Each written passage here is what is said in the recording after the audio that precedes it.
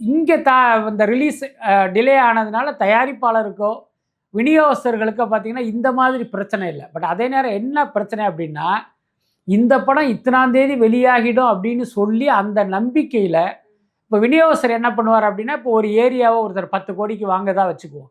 10 கோடினா வீட்டில் உள்ள பீரோவை திறந்து 10 கோடி எடுத்துகிட்டு வர மாட்டாங்க. கண்டிப்பாக வட்டிக்கு வாங்கி தான் எடுத்துகிட்டு வருவாங்க. அதுக்கு வந்து ஒரு பெரிய தொகையை இவங்க வட்டியாக கொடுக்க வேண்டி இருக்கும்.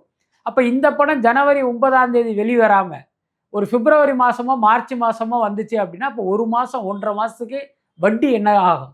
அப்போ அது வந்து இவர்களுக்கு இழப்பு தான். அதுக்கப்புறம் சில திரையரங்க அதிபர்கள் என்ன பண்ணுவாங்கன்னா, அவங்க அட்வான்ஸ் கொடுப்பாங்க. இந்த படத்தை ஏன் தியேட்டரில் போடுறதுக்கு இந்தாங்க அட்வான்ஸ்னு கொடுப்பாங்க. அவர்களும் இதே மாதிரி வட்டிக்கு வாங்கி தான் பணத்தை கொடுப்பாங்க. இப்போ இந்த படம் ரிலீஸ் டிலே ஆனால் அவர்களுக்கும் அந்த வட்டி சுமைங்கிறது அதிகமாகும். ஸோ இந்த மாதிரி நிறைய பிரச்சனைகள் இருக்கு.